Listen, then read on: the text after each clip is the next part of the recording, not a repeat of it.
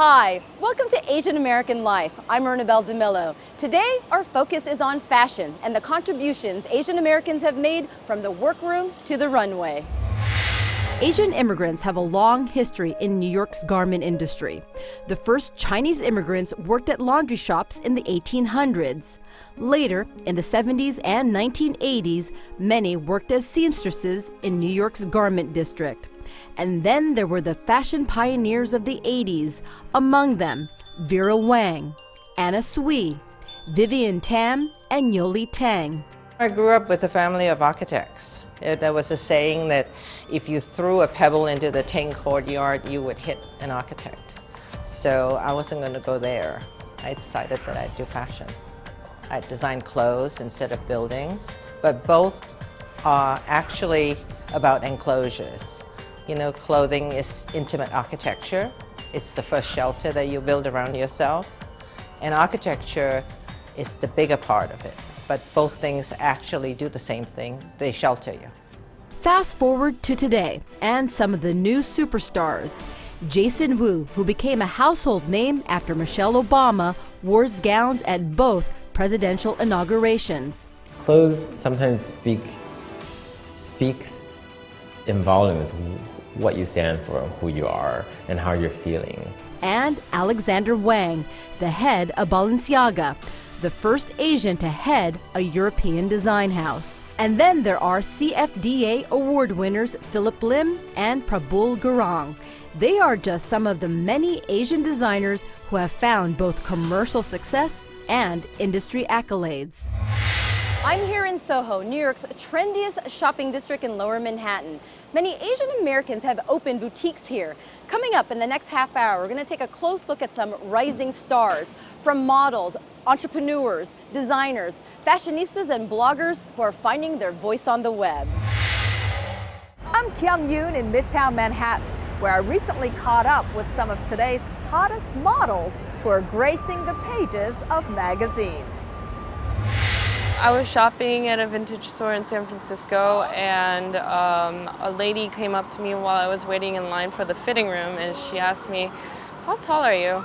And just like that, Korean-born Suju Park began her career in fashion, becoming one of the most successful Asian American models today, working for lines like BCBG and Chanel, and being featured on the covers of the Sunday Times Style magazine and Vogue Korea. Suju's rise to prominence highlights a growing wave of Asian American models in the fashion industry. Model Kim Mesches was in the right place at the right time.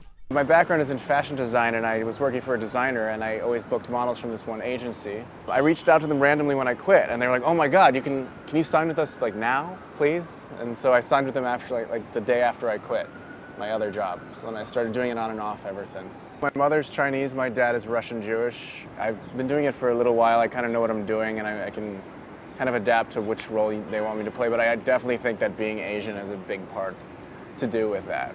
Nowadays, models from as diverse backgrounds as Suju and Kim can be found spearheading ad campaigns, something that was unheard of a decade ago. As a child, no. I didn't see a single Asian model. I never really thought too hard about it. I just noticed that they didn't look like me. Back then, if you wanted to see Asian models on the covers of magazines, you had to do it yourself. 10 years ago, with the fashion landscape virtually devoid of Asian American representation, Ellen Hwang founded Jade magazine. Our tagline is a fresh perspective for Asian women. And so when we started out, we decided that we wanted a magazine that showcased the talents and perspectives of Asian women. You wouldn't see them on TV, you wouldn't see them in commercials except here and there, and there was always that, "Oh, look, there's an Asian person on TV" moment when you'd see one. And then, but I feel like now as it's come along, you can turn on the TV, there are a lot more characters on there, there are a lot more main characters. So how did the sea change happen? As a casting agent, Preston Chaunsumlit has seen the industry evolve firsthand. Recently there's been a rise of the Asian model. I think it's been going on probably since the mid-2000s, but it's really happening now. And I think it's because of the market. Economies are changing all over the world. The West is kind of going down, and China has an emerging middle class. they're entering the luxury sector, and that consumer wants to see faces that look like them. I mean, everyone wants to build their brand, and I mean, why not go where there's a huge population of people with an untapped market and they just are discovering fashion now? Indeed, China's growth over the last 10 years has been staggering, with its GDP growing from $1.5 trillion in 2002 to $8.2 trillion in 2012. And like any business, fashion followed the market. The misconception about fashion is that there's not a table full of fashion gods who are telling people what to wear. If consumers don't want to see certain images, they're not going to spend their money on it. And increasingly, that buying power is in the hands of Asian consumers. Retail outlets from Gucci and Louis Vuitton to Abercrombie & Fitch and The Gap can now be found dotted across Chinese city centers. And with an Asian market showing no signs of slowing down, we can expect more Asian and Asian American models like Kim and Suju to be gracing the covers of magazines, both at home and abroad. There's been a push for more diversity. Things have changed, and I think it's changing for the better. I think the world is becoming a smaller place, and we could be a little bit more inclusive of the type of images we see.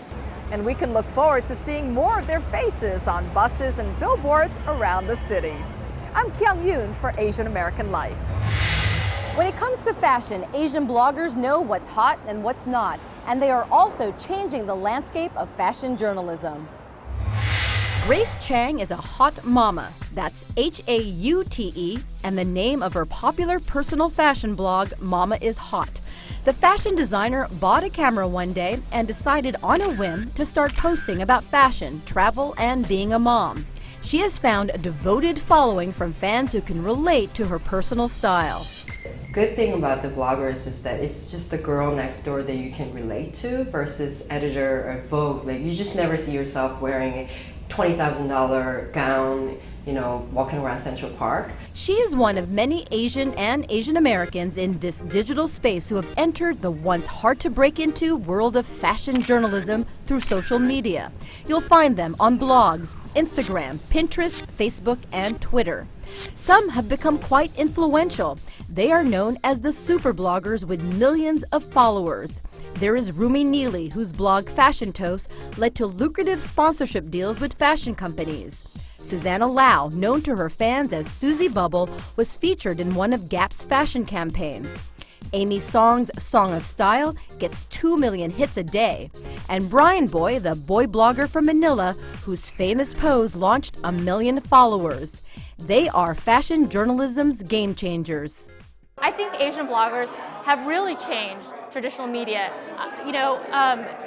The fact that Style Bubble, Susie Bubble's blog, the fact that Brian Boy's blog are now so popular, in some cases getting more traffic than traditional magazines, is making magazines and magazine journalists and editors and designers really pay attention to them.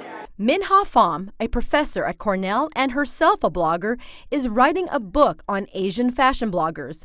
She recently spoke at a panel on refashion race, gender, and economy. These companies realize that these bloggers have a lot of influence. They carry a lot of social capital, right? And that they come with not only large audiences, but very engaged audiences who want to buy everything that Susie Bubble puts on. And while these power bloggers are influential, there is still a long road ahead for a majority of them. I think they're really changing the landscape. But again, these changes are, they're small steps, right? They're not huge turnovers, they're small steps.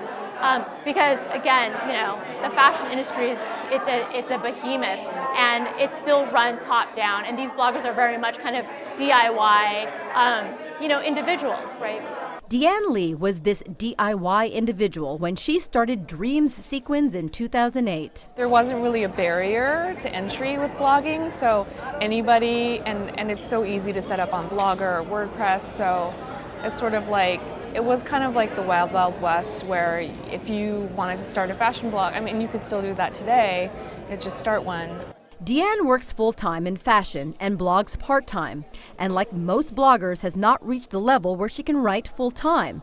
Despite the many years bloggers have been around, they are still considered hobbyists. Really popular fashion bloggers are working at this all day long, and it is work, right? They have to read content, they have to stay up on other blogs. Sometimes bloggers are reading 80 to 100 different blogs before breakfast, right? They have to go to these events, they have to try to get into these events, they have to produce media content that's text and also images.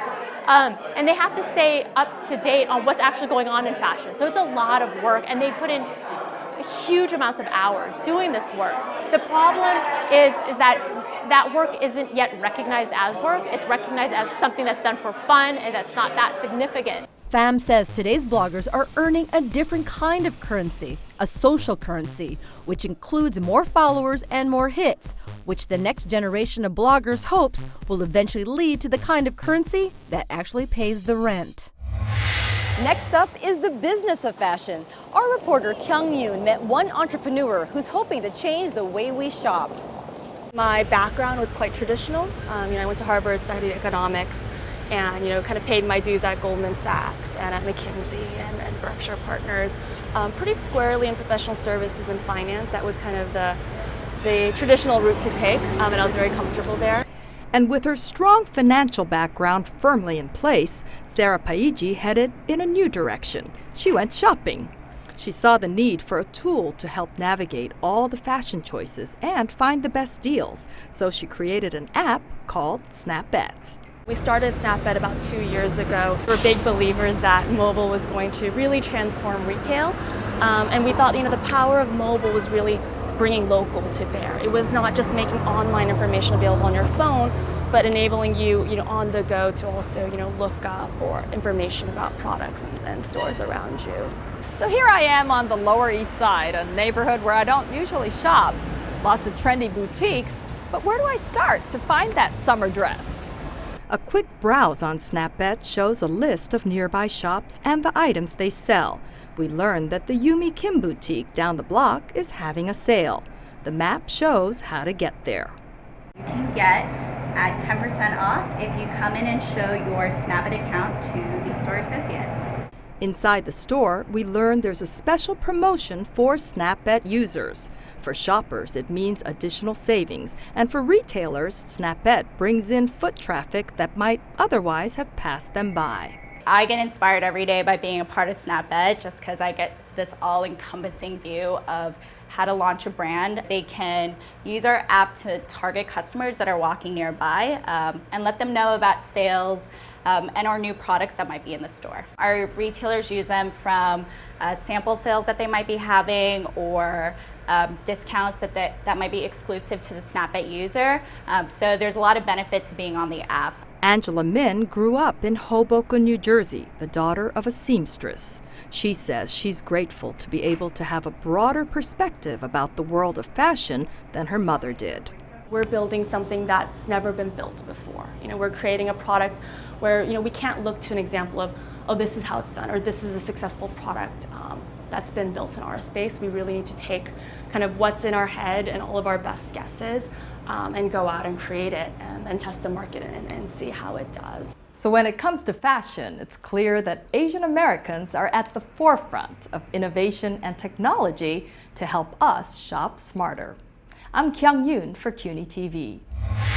From Soho to Greenpoint, Brooklyn, we met two sisters who helped change one neighborhood into a shopping hotspot. Michelle and Mary Mangiliman opened their boutique 7 years ago, one of the first stores to open shop along Franklin Avenue in Greenpoint. Our goal is to make you feel welcome coming in and feel like you're at your friend's house and you're going through her clothes. And we do that as girls. We go through each other's clothes and show our latest finds. And the two sisters, Filipina Americans, grew up in Virginia, studied fashion in California, then moved to New York. But instead of pursuing a career solely as designers, they decided to go the retail route. We've always wanted to have a store together. We've been playing boutique since we were little. In our mother's closet, I would sell to my sister my mom's clothes. course, the idea of having a boutique and selling clothes is like every little girl's dream. Asians are setting up shops in big numbers. According to the U.S. Census, more than 1 million Asian American entrepreneurs generate $300 billion in sales, employing more than 2 million workers. Asian Americans are also more apt to open stores and businesses in outlying neighborhoods away from popular commercial districts. And I remember when we first opened, everyone, like the neighborhood were really shocked that we would open a store in Greenpoint. When we first opened, there was only a coffee shop and a bar right across the street over here. Fast forward 7 years later, Greenpoint has turned into one of the city's trendiest neighborhoods. This community tries to support local business is what I love about the neighborhood. Now, fashionistas are drawn to Greenpoint.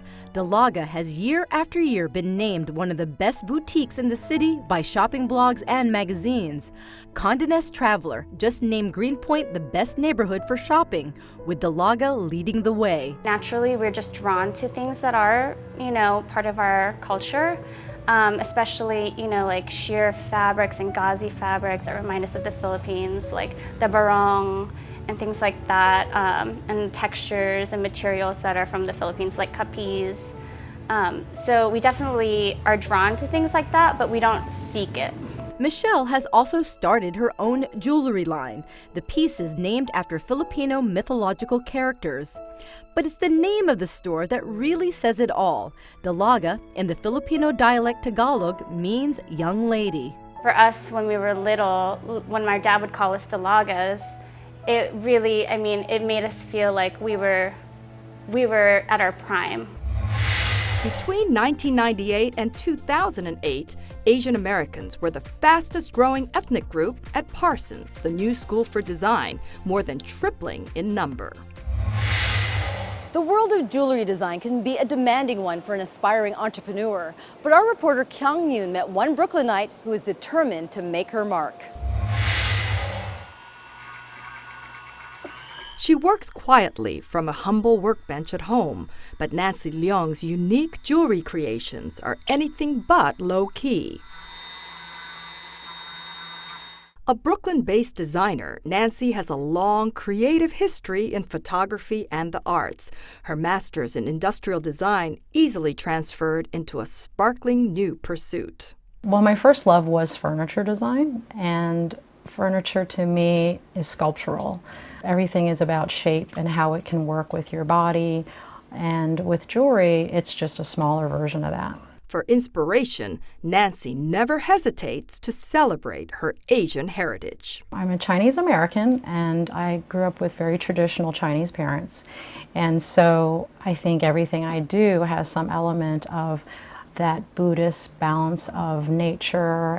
And the balance and textures of the natural world often define her designs. Cell patterns, even bacteria, lend shape to her fine jewelry.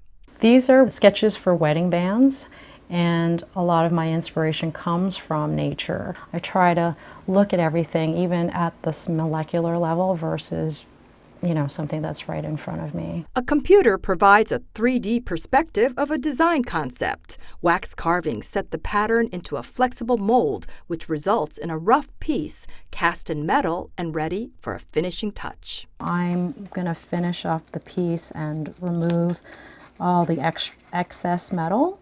Nancy's creations include necklaces and leather accessories like these decorative cuffs, which are in high demand right now. Everything I actually make that I sell as a quantity, I do it because I want to do it for myself originally. Something I would wear every day. In every creative process, there are challenges, but Nancy Leung has a simple way to deal with that. The challenge is to keep going.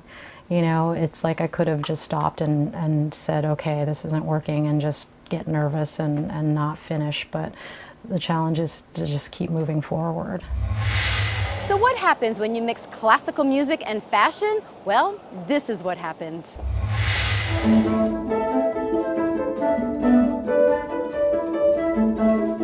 This is Nouveau Classical Project, an ensemble led by Filipino-American Sugar Vendil.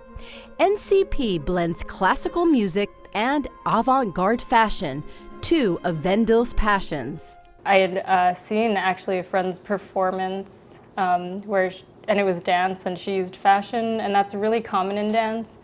And I was like, there's got to be a way to blend fashion and what I do. I mean, I love both of them. I was like, how did I not think of this before? It was just, yeah. I'm so glad she's combining the two, and that it's become successful, and that it's not a gimmick. They work so well together. NCP's productions can be described as a modern-day opera. Audience members are indeed treated to a mix of different sights and sounds, especially for those whose ears are not accustomed to the classics. One of Vendil's collaborators remarked that Vendil's productions trigger part of the brain that music of this day doesn't. It's just more complex structurally, classical music, and harmonically a lot of the time. It doesn't make it better, I have to say that, because I love pop music, and I'm in a rock band. Her ensemble has 6 members. We caught up with several of them recently during rehearsal.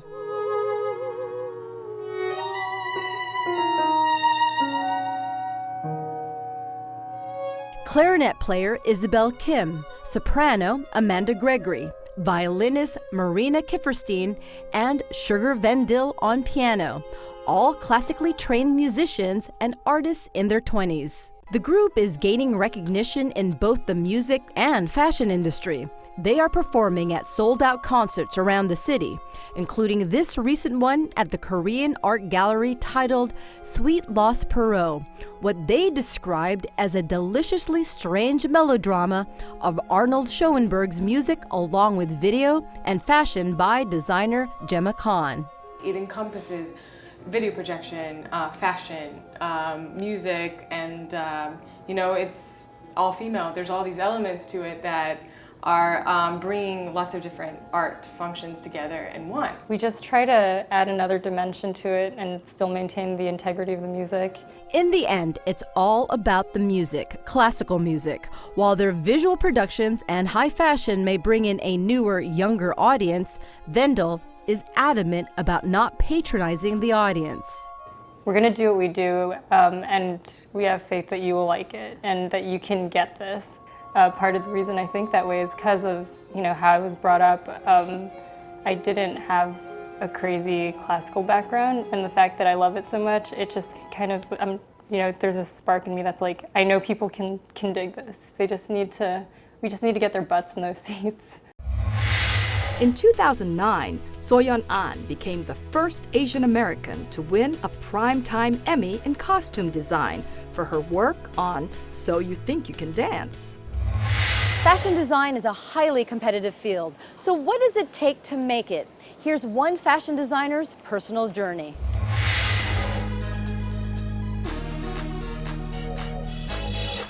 My typical day starts definitely with a nice cup of coffee.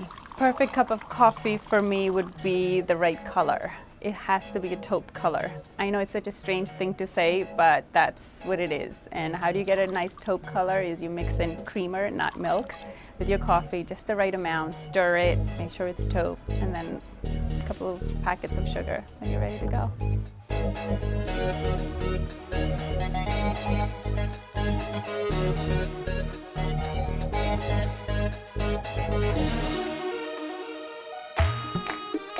I was born in Lahore, Pakistan. I was working in corporate America for a while, and steady jobs, everything was going well, and I just felt so empty. And I knew that if I continued this way, there's no way I can stay in this path for the next 20, 30 years. And if I did, I would regret it. And one of my things I always wanted to pursue was a career in the fashion world.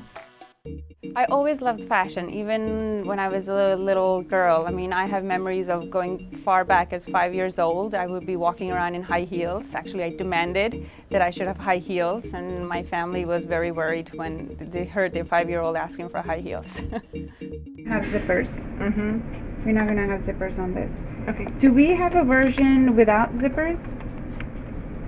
Did we make it or no? What about the shorter version we did? Okay.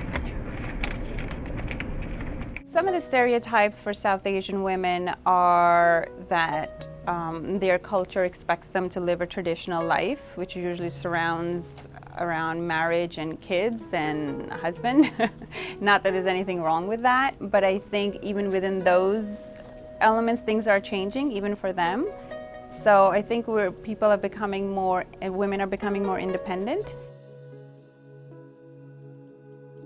People don't necessarily expect a Pakistani girl to be starting her own business in fashion, a brand, and then running around all over the world trying to make that happen. So in that sense, I think I've broken plenty of rules, and just, you know, to me, my passion is my work.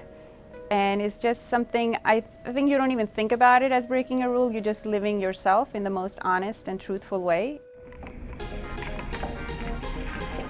You're showing very vivid colors, guys. Let's get this color.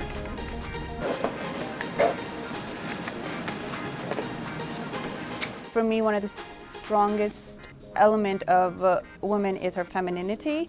So in my collection, I make sure that every element that we have is feminine, and my team around me understands that, and that's what we believe in.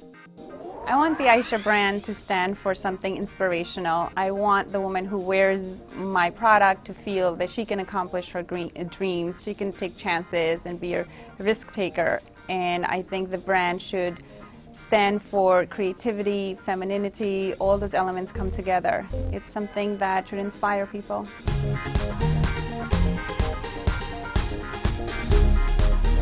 I love walking around New York City. I think just watching people pass by, it's inspiring. I always see how women put themselves together, and then the city itself is very inspiring because it's such a cosmopolitan city. You have a little bit of every culture here. And I like seeing art exhibits, and I like going to galleries and seeing different artists. And other than just fashion designers, you have to see art in other forms, because I think that can inspire you as well, how different elements get used in whether it be painting or sculptures or just building architect. To me, American Dream is something can be as bright as you want it to be. So it's up to you what you want your American Dream to be, but you have to be prepared to do the hard work. American Dream is not something you dream and you hope it happens. A lot of people who don't live in the United States, they have that impression that you go to America and everything works out. That's not the case. You come here and then you start the hard work. But I think it's in America offers you opportunities that do not exist in many different countries. So here, if you are willing to dream big, there's a pretty good chance you can make it.